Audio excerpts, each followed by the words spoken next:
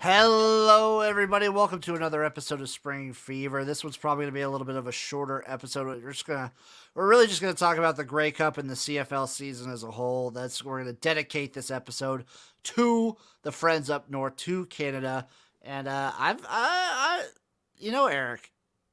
I've seen a couple lines out there for the Grey Cup futures going into next year. Where are those bad boys at? Are they at, Uh, are they at the book we reference a lot? There's the book we reference sometimes. I think I've seen some online in a couple other books, a couple ones around, but they're out there and they're very interesting. So, okay, so we got the Blue Bombers plus 250. Oh no, you want to get right into it? Do you want to go into those, or do you want to recap the game? Let's recap first. So, the Grey Cup was awesome. Yeah, I had a blast watching it. Again, where is the publicity? It's terrible. They had this hype video that they put out. Why don't they have hype videos like that for every game? I don't understand why they don't do something like that for like every Friday night football game. That makes zero sense. I understand it's on ESPN. That's fine. ESPN2 could be running some promos on it. Well, all ESPN2 does, they just show the TSN. Yeah, they just show the TSN feed. So, like, if TSN, what the CFL needs to do just a better job marketing itself. Yeah, and they need to get the teams a little bit more active on social media. It doesn't help that one of the teams, the Toronto Argonauts, has, like, the worst fan base for people following. Yeah. I don't know. I just feel like they're half-assing. It does feel like they're just kind of going through the motions, but damn it if the product on the field isn't so goddamn entertaining. It was a great game, dude. I'm not going to lie. Like, I watched 2 blocked field goals back-to-back, and your boy Kelly coming in. Swag Kelly coming in to lead the Argonauts to a game-winning drive. Ugh. Zach Carnauis getting hurt. Grant 102-yard touchdown return on a punt. I don't know. It just kind of had that feel that no matter what was going to happen, Winnipeg was going to win it. You know what I mean? It definitely felt like Winnipeg was just going to come back and win. Yeah. It was inevitable. But when push came to shove, they got the block on that field goal, got it done. Yeah, it was good, good stuff, dude. Do you know who the leading receiver in the game was? Who? One Cam Phillips, XFL legend. XFL legend, Cammy Phillips.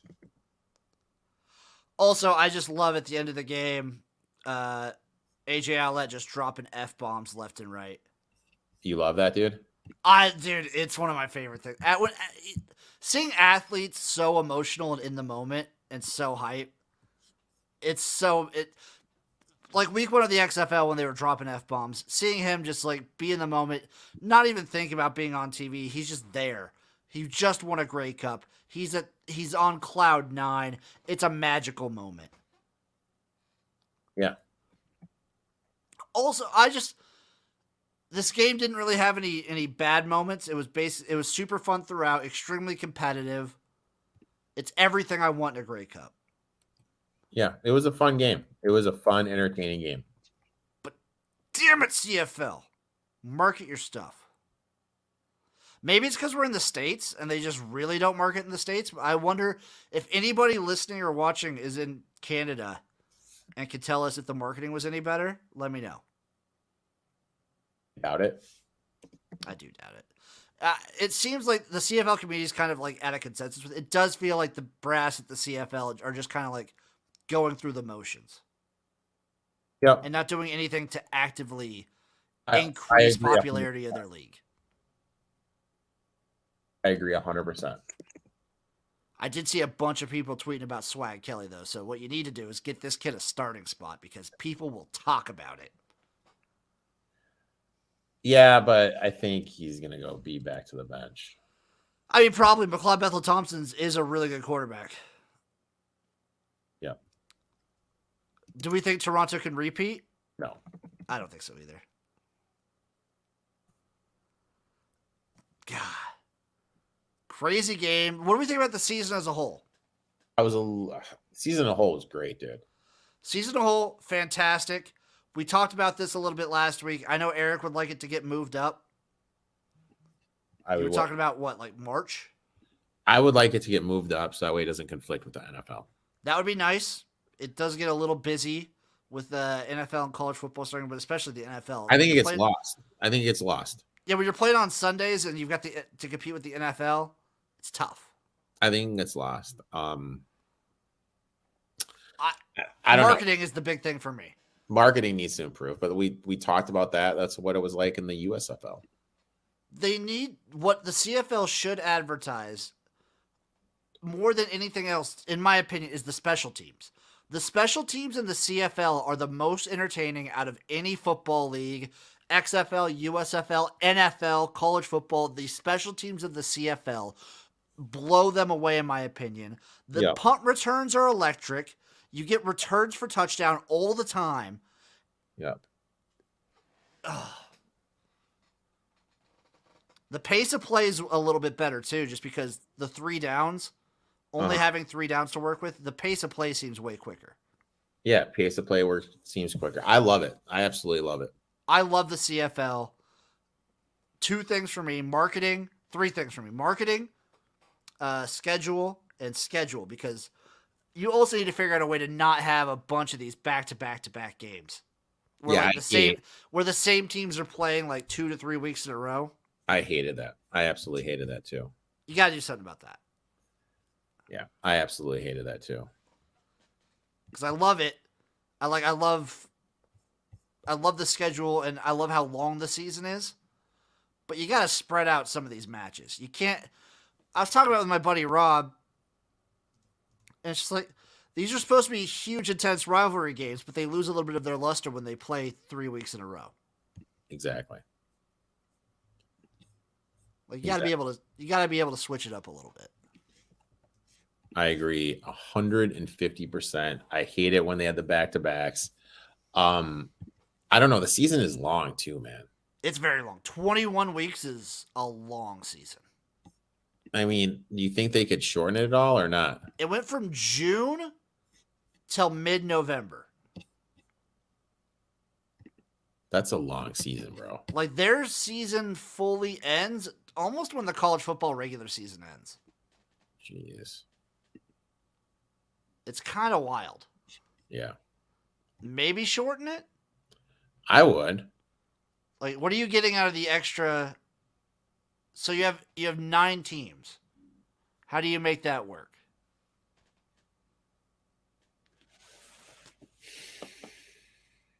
You do like 19 weeks? I would lean 19 weeks. Like, yeah, that's what I would do. So let me look at the CFL standings. So they play 18 games. Yeah. How many would you play? Because they don't play like that many more games. They don't play any more games than like an NFL team. They just spread it over, which I don't like. Well, you can only have the issue is you can only have 4 games a week. Yeah, and I mean I get it, math wise and everything, but maybe add another team. Adding another team would be awesome. That way you can eliminate as many bye weeks. Mm-hmm. I don't know. It just seems like way too effing big, way too long of a sketch for me. It does. I would like some way to kind of shorten that out. Yep. But now, Eric, let's look to the future. The 2023 Grey Cup odds. We're gonna start at the bottom and work our way to the top. We have the Edmonton Elks sitting at 25-1. You know what? The BC Lions came out of nowhere this year. I would just throw a little bit on the Elks because you never know. Taylor Cornelius probably getting the starting spot from day one. They looked like a good team under him. They played hard. Don't know if Kenny Lawler's going to come back. He Yeah. probably does, but I'm not sure. That defense is still going to be really bad. I don't like it. I don't like the Elks. Win a home game. Win a home game, and then we could talk. Yep. Speaking of which, the Ottawa Red Blacks are sitting at 14-1. Speaking Yeah. of win a home game, another team that hasn't won a home game. That's another one that I find a little interesting. If Masoli comes back and is healthy, interesting. That's a big if, though. Is he going to be healthy? I think so, but he'll probably just get hurt again. That's my thought process. I mean, that's He'll play like part of the season and get hurt. I love Jeremiah Masoli. He's so fun to watch, but he's gonna get hurt. yeah.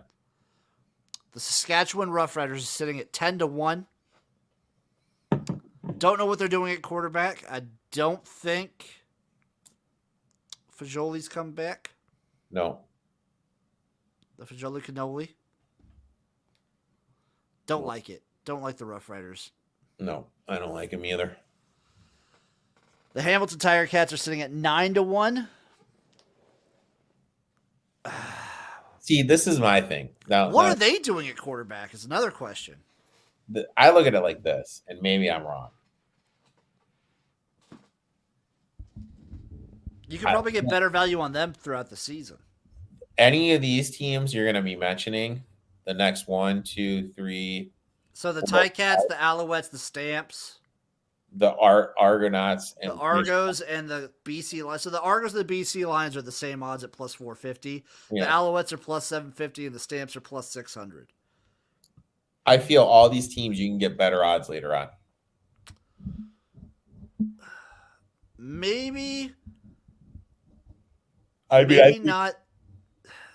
I think the elephant in the room is, do we see the floor just bottom out on the Blue Bombers now? No, I don't think we see that. I think they still have so much talent. Maybe you see people leave. Yeah. Maybe you see people retire. Mm-hmm. But they still probably have the best defense throughout the season. Yeah. Zach Collaros usually and consistently is one of the better quarterbacks in the league. He's a top 3 quarterback in the league. Uh-huh. They have weapons at receiver, especially if someone like Schoen stays. Yep. Plus 250 is not bad odds. Uh-huh. I would probably take the Bombers again. And then I might throw a little feeler on the Montreal Alouettes at 7.5 That's to too 1. short for me. I wonder if closer to the season that gets to up to 10-1. Closer to 10-1, I'd be interested. But right there, I just don't like that number. Yeah, I'm kind of with you. They're too chaotic of a team. Stampeders, don't know what they're doing at quarterback. They're probably having Mayer back there, but who knows? Well, you don't know. So Hamilton, same thing. It's probably going to be Dane Evans, but do they go with Matthew Schultz? Yep. Argos is probably McLeod Bethel Thompson. BC, is Nathan Rourke coming back? No, he's gone. Yeah, that's a huge factor. So he's gone. So you have the best quarterback this league when he was healthy and gone, and you're still plus 450. Come on. No, I hate it. They're probably top of the running for Bo Levi Mitchell, if I had to guess. Okay. Who is a good quarterback, but he's no Nathan Rourke. No, Rourke was a machine, dude. Rourke was an absolute machine. I think the best value right now is on the Ticats, Uh-huh. but that might get up to 10-1. Yeah. And then the Bombers. The Bombers are probably going to stay plus 250 throughout the entire time. Yeah, for sure. Golly. So what do we want to see out of this CFL in 2023? I want to see better advertising. Same thing we say with about a lot of these leagues. Same thing we say with the USFL. I want to see better marketing. I want to see them pony up with a gambling syndicate. You know what I mean? Because gambling's legal in Canada, right? It's been legal. Why can't they do something with them there? They have advertisements on the jerseys. Yeah, why don't they do something with them there? Yeah, I don't know. I don't get it. I don't get it. I don't know. They got to do something though. Yeah. Don't Do get it. something to promote, like I don't know, hype videos on social media, and put some ad. See if you can get ESPN to actually show commercials and advertisements for your league. Yep. I agree 100%, man. There's no excuse. There's no excuse, CFL, and I'm very anticipated for next season. I'm gonna watch every fucking game. I am But you got to pumped get for next the other season. people in.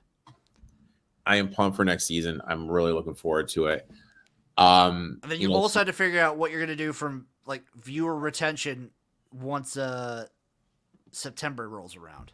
yeah, because like it'd be interesting to see how much the rankings dropped when that came in. Because it's a shame when what's supposed to be the most exciting part of your season in September and October, when like the playoff pictures all getting lined up, it's a shame when that starts to get drowned out by the NFL. CFL TV ratings. Oh, you're looking it up?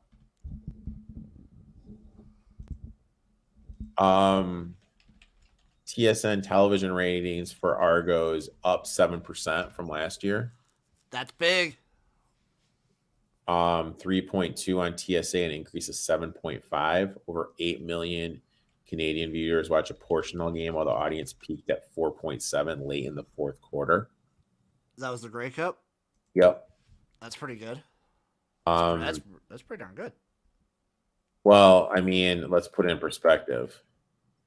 2022, 3.1. Last year, 2.8. 2019, 3.6. 2018, 3.1. 2017, 4.1. 2016, 3.6. So fairly consistent. 14, 4.1. 5.5 in 2012. 6 in 2010 and 2009. So, I mean, there was a huge dip last year, dude. 2.8. I mean, Jesus. Well, last year, the post-COVID, and they started late, it was... Indicated their content surrounding the Grey Cup, 1.7 views on Instagram, 500,000 on TikTok, and more than 1.9. So that's my thing, okay? So this kind of hit the nail on the head. TSN indicated that. Why isn't the other teams doing that? You know what I mean? Like, I don't know. Yeah.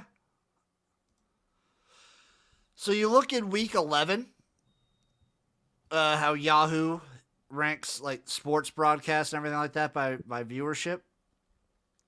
Number 1 was the CFL. Okay. But that's back in August. Yep. So like they're competing. So it's like CFL gets 1.1 mil, and then it's a MLB game, then it's another CFL game, and then it's an NFL preseason game. Uh-huh. And it's another CFL game. Then it's like then it's like preseason, baseball preseason, and then another CFL game at number 11. I mean, I'm looking at this one from Third Down Nation. 2022 semifinals Sunday, down 27% compared to last year. They're citing that they had to go against the NFL, the Maple Leafs, and Toronto are both in action that day.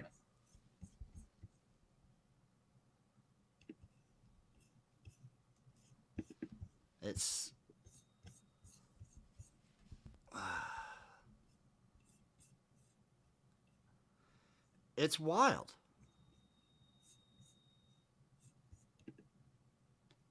I don't know. It just doesn't.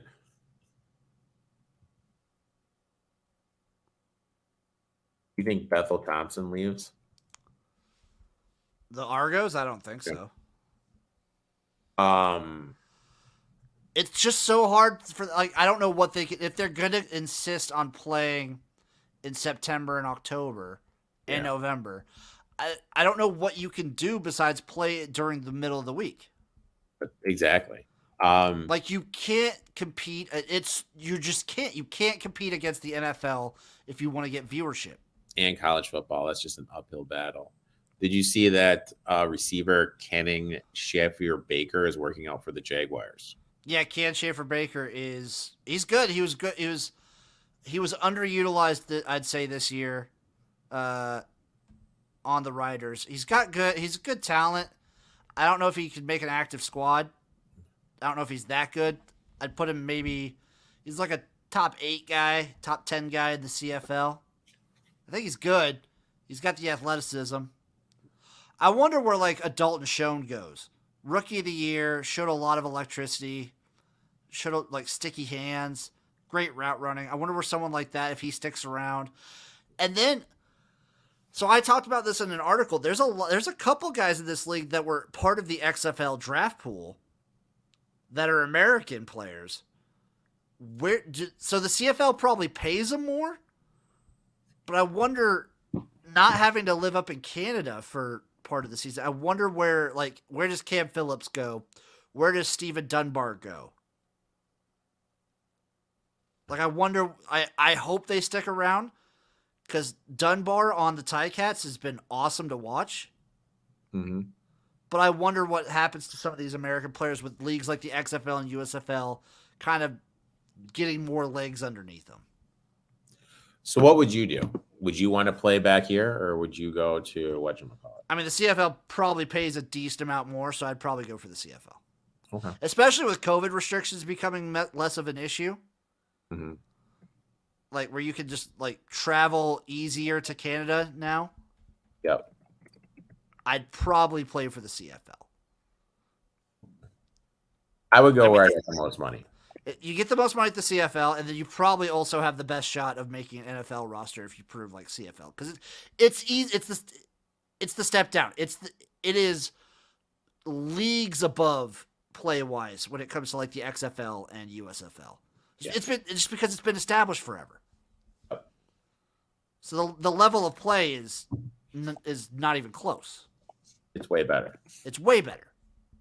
Yeah, I want to go where I'm going to get to the league the quickest. It's probably, well, the tough thing is like the XFL and USFL, they're having like these partnership things with the NFL. Uh-huh. So maybe they're trying to like streamline that, but the CFL does pay way more. Yep. Let me see what is an average CFL average salary. What's the average CFL salary? League minimum is 30. It's about a little over. It's like $3,100 per week. Okay. It's about $65,000 a year. Plus, if you win the Grey Cup, it's $23,000. Wow. Yeah, per player. Wow. So let's see.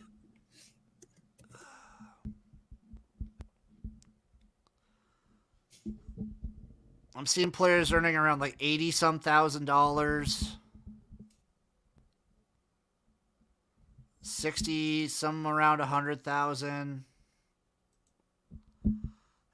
It's better than the XFL and USFL for sure, but I don't know by how much. Uh-huh.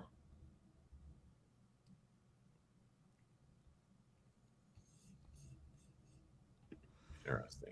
So yeah, the minimum salary in the XFL and the CFL is $65,000. Okay. Let me look up the USFL real quick. USFL is between 45 and 75. Oh wow. Okay. And the XFL XFL, I think that was from, that's 2022. Let's take a look at this. What was this article? That's 2020. 2020. Okay, there we go.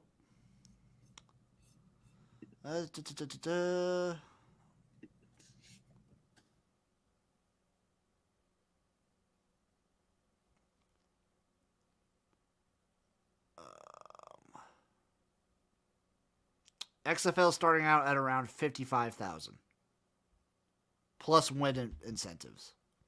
Okay. Okay. plus win incentives each week. Mm-hmm.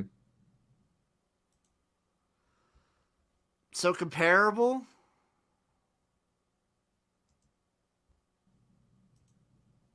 Comparable, I guess, but the CFL is consistently higher. And depending on, like, if you're a star player, you could probably get around 100 some grand. Mm-hmm. Okay. So that's not bad. No, it's not terrible. I would go where I got the most money, man. I'm always going to go where I get the most money. The minimum to any player on the XFL is 27,000 for their 10 weeks. And then you could have another 13 job. pay periods. You know, you could maybe get another job going too. So here it is. In all, a player who spends the entire year with the XFL, so your minimum, not even like starting in a game, is $27,400. So if you're just like a practice squad guy, that's what you're making. If you start every game, that's an extra $16,850. Okay. And if you win half of your games, that's an extra $11,000. Okay. So an XFL player can make anywhere between $43,890 and $60. So anywhere between $43,000 and $66. Basically the same as the USFL. Oh wow. Those guys are making about the same amount. Interesting. So then it comes down to who could get you to the league better, and then the CFL has a higher base for sure because the CFL is starting at like 65. Yeah. Like I said, I'm going to go A, where I get the most money, and B, where I have the better chance of making the league. It's probably the CFL. Yep. That's where I would go. The only issue is, since you're not really playing during the spring, is like if, say a USFL and an XFL player done, they can play their whole season and then go to an NFL roster. Yeah, that's Can't do that with the CFL. That is a plus. But I'm very interested to see how 2023 unfolds with the XFL, USFL, and CFL. And guess what, Eric? I heard some rumblings that Major League Football is trying to make a comeback in like April. Dude, F Major League Football, dude. I think I'm liking that Major League Football is just in a perpetual state of almost coming back and almost starting. And they get a little bit further along every year. So maybe this next year they'll play like a quarter, and then halfway through the second quarter they'll have to cancel the season. You would like that, wouldn't you? And maybe in like 15 years they can have a full season. 15 years. That's what you think it's going to be. That's when Major League Football will finally have its first season, and the stock price will be through the roof. Let's see what the stock price is right now. It's $0.0012. I mean, that's good, isn't it? Up 2.5% from yesterday. Yeah, there you go, dude. They're getting better. Year to date really fell in August when the league didn't play. Amazing. Really hurt the league. Anyway, I think we're just going to be rambling on. That'll do it for this episode of Spring Fever. I think what we could do is we could maybe start doing team breakdowns in a couple weeks. Once like kind of the preemptive, the extra roster guys get added in, and then if anyone else gets in and added after we do like team breakdowns, we'll just fill them in. What do you think about that? Sounds good to me, my man. Okay, Eric, where can the people find you? At eTalk21 on Twitter, at eTalk21 Sports on YouTube, TikTok, and Instagram. The stock just dropped. You can find me at XFL Gym everywhere you find anything. You guys know what I'm about. Thank you all for watching. Thank you for listening. That'll do it for this episode of Spring Fever, and we'll see you guys again next week. Bye.